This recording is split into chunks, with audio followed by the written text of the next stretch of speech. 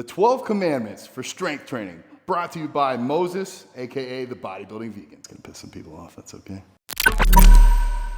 I'm holding these 10-pound plates symbolically for the 10 Commandments, but I couldn't quite fit the 12 things that you should be doing in the gym just into 10. So we got a list of 12. So let me take you along and show you 12 things that you absolutely must be doing to see maximal hypertrophy and gains in the gym. Bodybuilding Vegan Commandment 1. Hand and foot placement. Now, when you guys are in the gym, this is like a freebie. It's like when you play Monopoly and you go past go and you get your $200 or you get your get out of jail free card. This should never be messed up. Make sure we line up our hands evenly on the bar. Use that knurling as a way to see where your hands are supposed to be, at least so if nothing else, they are even. We might need to adjust grip over time or depending upon exercise, but at a bare minimum, you guys can get your hands even. Maybe you need a closer grip. If you need a wider grip, use your thumb. Find a way to make sure that you're not grabbing the bar like this or grabbing the bar like this. Same thing for feet. We want to have our feet perfectly even. We don't want one foot, unless we're doing lunges, one foot should not be out in front of the other foot. The basics of this are just going to keep you as even as possible. This is a lot about lifting mechanics, and if we're not even, we're not going to be able to lift as strong as humanly possible. Also, this is for injury prevention. So this commandment number 1, thou shalt not use uneven hand or foot positioning to get the most out of your training success. Commandment number 2, thou shalt not breathe improperly. So more easier to show you how to breathe properly. What I recommend prior to doing the rep, take a big breath, both in your belly and in your chest. Drive the weight down. And while you're driving that weight down, so you've had that big breath in you, this is going to be in, this is out. So in, just towards the bottom, we will breathe out. Because if we start breathing out maybe halfway through the rep, especially on something like squats or like a bench press, if you take that deep breath, slow motion, and now you're like halfway through to the hardest portion of the movement, you don't have that deep breath giving you stability and base and control. So I'm gonna breathe in, get about 2/3 of the way through the movement, and then breathe out. So.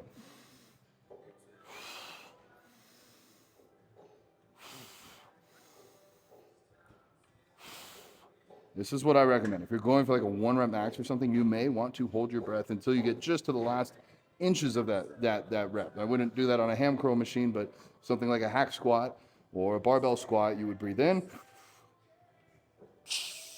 breathe out at the last second.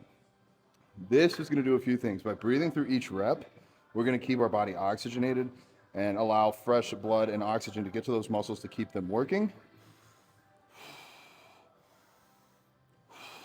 It will calm you down just slightly, keep your heart rate in a good spot, and really just help you progress through the set. If you just hold your breath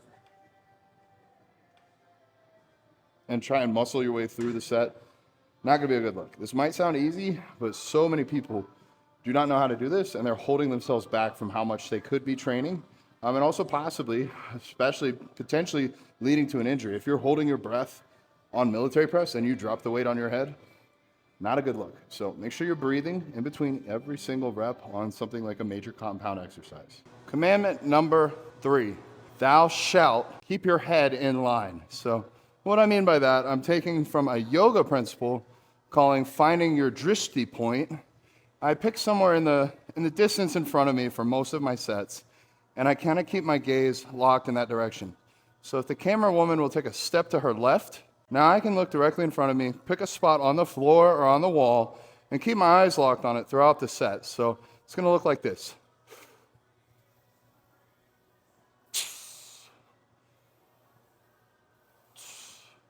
Because the last thing that you want to do right now is be looking all around the gym, checking out somebody, waving hi to your friend, looking at the clock.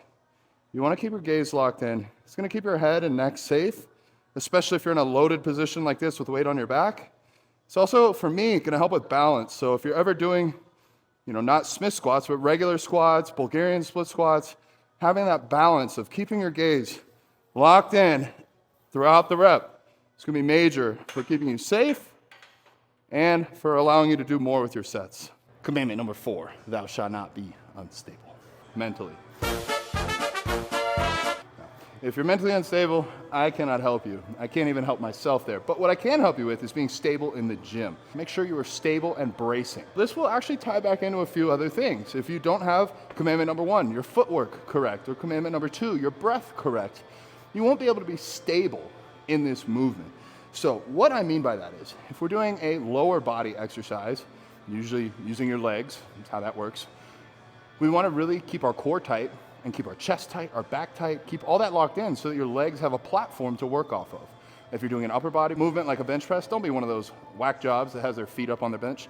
Put your feet on the floor, get some grounding. You know, all these yoga people, they like to ground, feel the tree, ground, stick your foot on the ground so that you can actually drive even through your legs when you are bench pressing. So what we want to do is get that even footing, stable base, take the breath at the top, hold it, release it when you're back up close towards the top, and really just try to keep that core as tight as possible to allow you to drive back up. So let me demonstrate here with a heavier yet still warm-up set what that's going to look like if I can get this thing unracked. So I'm going to get the feet where the feet need to be. Do a little foot shuffle. I don't know if you guys saw that. Maybe we can look at the feet, zoom in a little bit on the feet. So like, let's say you're trying to unload this and one foot's a little bit far off. I mean, you could pick it up and step. But what I do is I do like the little shuffle, shuffle it around. That's about as close to dancing as you'll see me get, but that's how I get my feet set up. All right, enough yapping. So remember, breath, feet, now stabilize, keep that core tight. Try and imagine your significant other just caught you doing something you shouldn't have been doing and they're gonna hit you in the stomach with a plastic baseball bat, because we're not really about abuse, but maybe like comic relief abuse. No plastic baseball bats in this building though. All right, so we are going to unrack. Shuffle. It doesn't feel quite right. Okay, it feels good there. All right.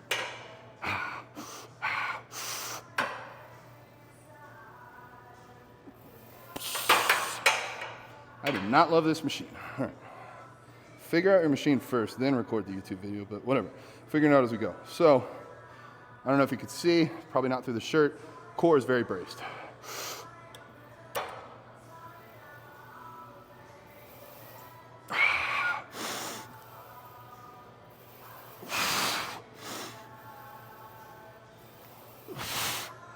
There we go. Commandment number 5, thou shalt use full ROM. All right guys, so we want to use full range of motion unless we're specifically doing a partial range of motion movement. So for example, if you're doing hamstring curls, this is how it should not look after you get poked in the thumb. So it should not look something like this, where we are going halfway down, coming halfway up, and like kind of working this middle range of motion. We want to, on every exercise that we can, get a lengthened, stretched muscle and then a contracted muscle. Contraction is better for building that mind-muscle connection, but lengthening is better for actually building strength and size. So I will demonstrate here on a set of ham curls what this looks like. So we are going to control the weight, bring it all the way down, get as strong of a contraction as we can. Now, let me show you. So we're not going to just throw the weight down. We want to contract this muscle and move the weight to that full contraction. So it's going to look like fully contracted. Could I bring my legs back further? Maybe, but not like this. Not once they're fully contracted, I can't bring it any further. However, if I just threw the weight down, ooh, I brought it back further, but I'm not really contracted back there. So we want to bring it to that full contraction point. Lower slowly up under control and get a stretch as much as you can at the top without resting. So on this machine I can get to about here, and that's also why it's important to set up the machine to allow you to get as much of a stretch as possible. But don't rest at the top. Stretch, stretch, stretch, and then drive back down. Stretch, stretch, stretch. Feel the full stretch. Contract. Use the full range of motion. It's going to allow you to get the most out of your workouts. Build even physiques, and probably even reduce your chances of injury. If you are going to get injured on an exercise, be careful in the stretched position, especially something like a bicep or a hamstring. You're unlikely to get injured down here at the contraction point, but when you come up towards the stretch or something like a preacher curl, that's where your chances of injury are greatest. So you should be mindful throughout your whole set, but also especially at the stretch position. Commandment number 6, thou shalt not get squished, or thou shalt practice failing, whichever you prefer. So I recommend you practice failing for a few reasons. 1, it prevents you from getting squished and injured. 2, it allows you to get a little bit more comfortable with the machine you're on. So for me, I have not set up the safety bars on this yet. I am going to practice once I get my setup feeling better. I'm going to practice a failure rep. Let's say I've put a bunch of plates on here, and oh no, it's too heavy.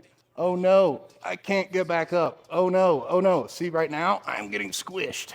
I can't go any lower. What could go lower? My neck could break. So we are going to go back up. Eek. Honestly, not my favorite machine, but we're working with what we got. So these can be set up to help protect you from getting squished. I put it at 4 on each side. Want to see how 4 looks? Because imagine, guys, if I put a bunch of weight on there. I don't know, I got a wiggle in my knee, something like that. I could get really hurt here with a lot of weight if I don't know that I can fail properly and safely. And you might be like, oh, it's a Smith machine, you could just bail. I don't know, what if you pass out? What if you hold your breath because you didn't listen to the other commandment on not holding your breath, and you passed out? You might snap your neck. People have actually died squatting before. And you know what? They wouldn't have died if they set up the safety bars. So, don't be one of them. Let's see, it's like a trust fall, but a trust fail. All right, I am not loving this machine, but we shall carry on. Ah! Hey, lost my headphones, but I can bail out. So now we know we are safe at this spot. So commandment number 6, thou shalt not get squished. Commandment number 7, thou shalt use tempo. What that means, tempo. When we're doing these, you can find it all over. You can go Google online, different tempos. There could be like a 3-1-0-1, like 3 seconds down, 1 second at the bottom, right back up. Basically, I'm not about all that.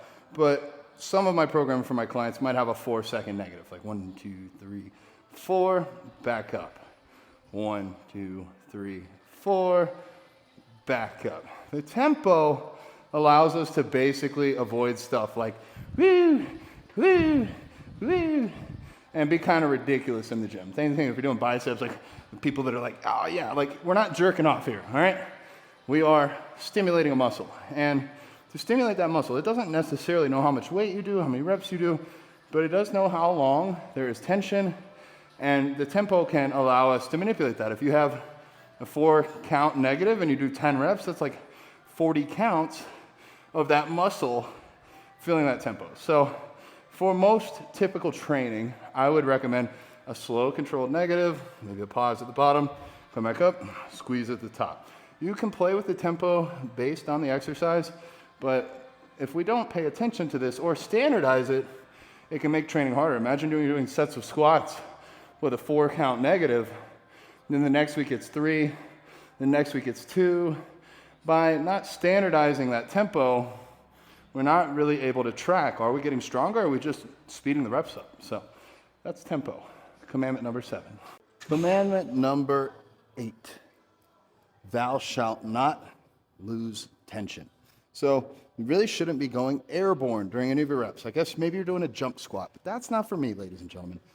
So if we're on something like a leg extension, we want to keep tension on the muscle we're working. So for those of you that don't know, leg extensions are for quads.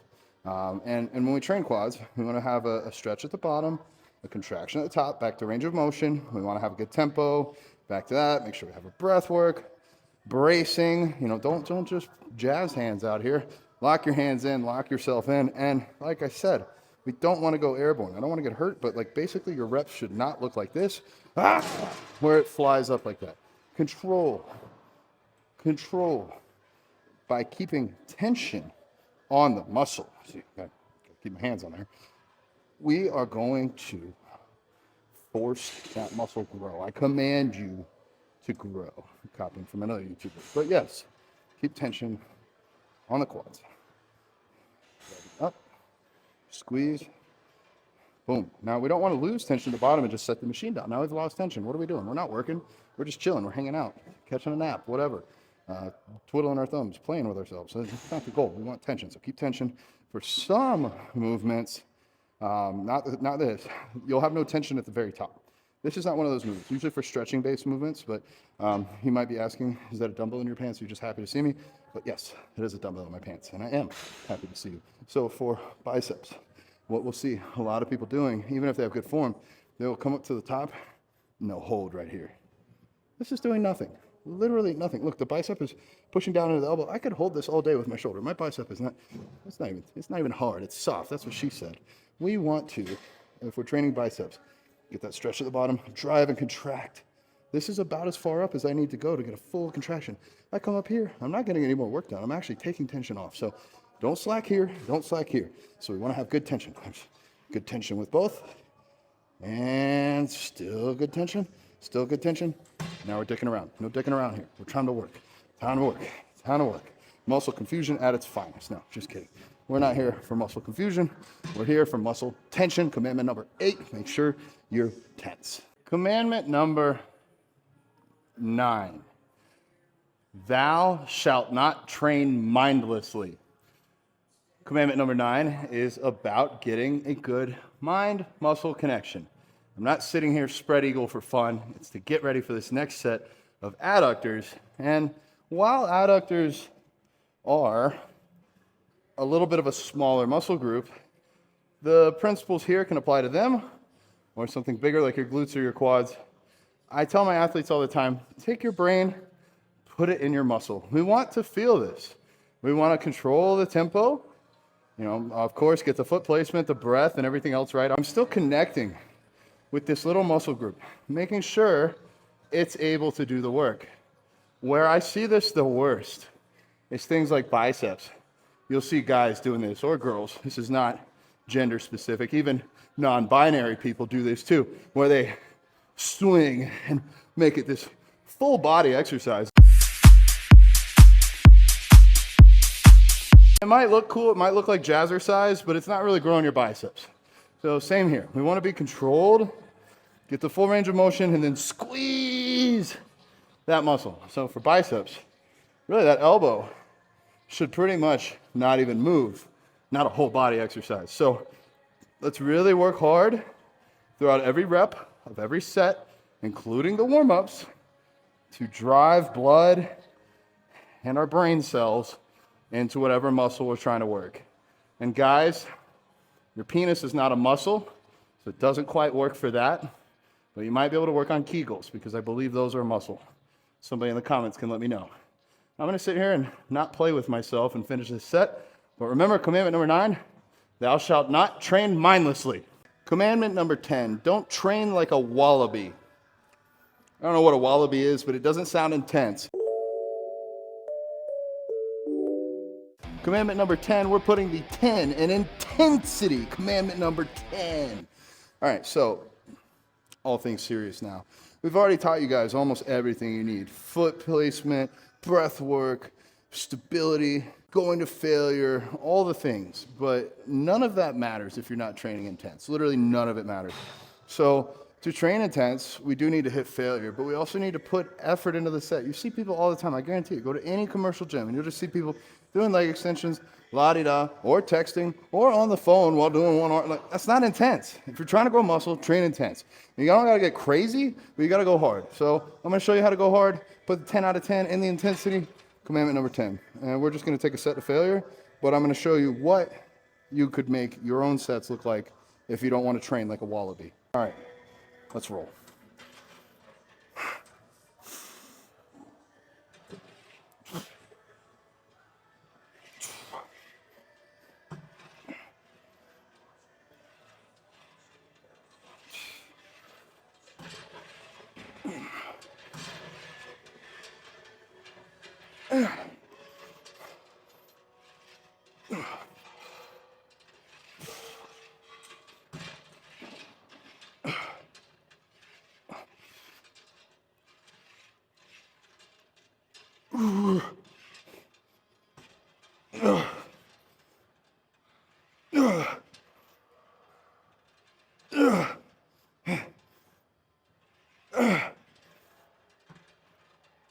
Some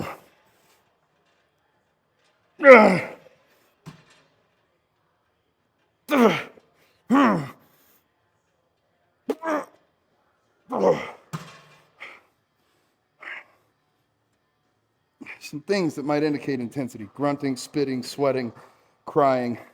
Those are usually good ideas that you're not training like a wallaby, that you're following commandment number 10, train with intensity. Commandment number 11, don't be a failure, go to failure. When you fail, you're not actually failing, you're succeeding, because the goal is for most people to get stronger or build muscle. That's going to require additional stimulus. Yes, we'll want to increase the weight, increase the reps, but really getting close to that proximity line of failure is one of the best ways to continue growing in your lifting career. So, what does failure look like? Well, in a few moments, I will show you exactly what muscular failure looks like. It's when you attempt another rep, give it all you got, as if you're mom's life, $10 billion, or 500 million cows. All their lives depend on you getting that last rep, and you still don't get it. It's okay, don't beat yourself up. It's all an imaginary game inside your own head, but having those cues, hey, you want to be positive, pretend there's $1 million on the floor. You get another $1 million for every time you get another good rep. Take your sets like that. That is probably the biggest area as a coach that I see people selling themselves short. They don't realize just how freaking strong they are. So let's find out. Let's find out how strong I am. 4 plates on this wonky ass machine for how many reps? I don't know. One way to find out, I'm gonna end up on the floor. That's how you know it's a good set to failure. And typically for most of my workout plans, I have my athletes go to failure on each working set. There might only be 7 to 10 working sets in the gym on a leg day, but they're all to failure. So let's go do it. Stop talking about it.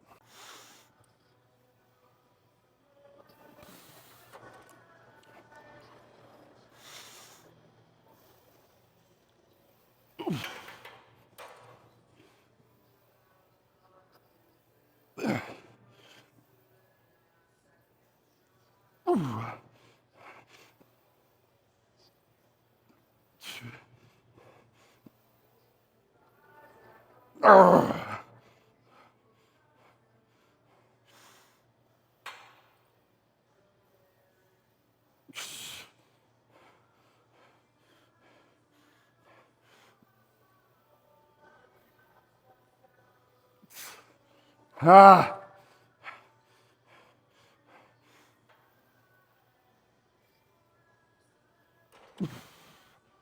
Ah. Commandment 11, don't be a failure, go to failure. Commandment number 12, thou shalt not work from memory alone. Guys, girls, non-binaries, everyone, wallabies, whoever you are, wherever you are, I highly, highly, highly, highly, highly recommend tracking your workouts. I use the Heavy app, H-E-V-Y, and that is free. It allows you to plug in your weights, your sets, your reps. I have all my clients send me this so that I can pair that with their training footage to see what they're doing in the gym. But if you're not tracking your weights, how do you really know if you're getting stronger or not? I also do recommend having a solid program. Purchase one from me, go find one online, ask ChatGPT, do whatever the heck you want to do, and try to follow that in order. Because if you do something like leg curls and then Smith squats, your weights and numbers are going to be different than if you did Smith squats and then leg curls. For me, I prefer leg curls first because it gets some good amount of blood in these hams for the mams, and then you can train your quads for the broads without as big of a chance of getting a knee injury. So highly, highly, highly, highly recommend tracking your reps, your sets, your workouts, doing them in order. This is going to allow you to unlock the next level of your muscle building potential. Make sure you follow the Bodybuilding Vegan's 12 commandments for ultimate strength gain in the gym. Thou shalt not be weak if you follow these 12. There's probably more. 13 could be warm up, of course. But I just wanted to get together some information I felt would be valuable to you. If it was, leave a comment, share it with a friend, subscribe, and I'll see y'all next time. Bodybuilding Vegan, out.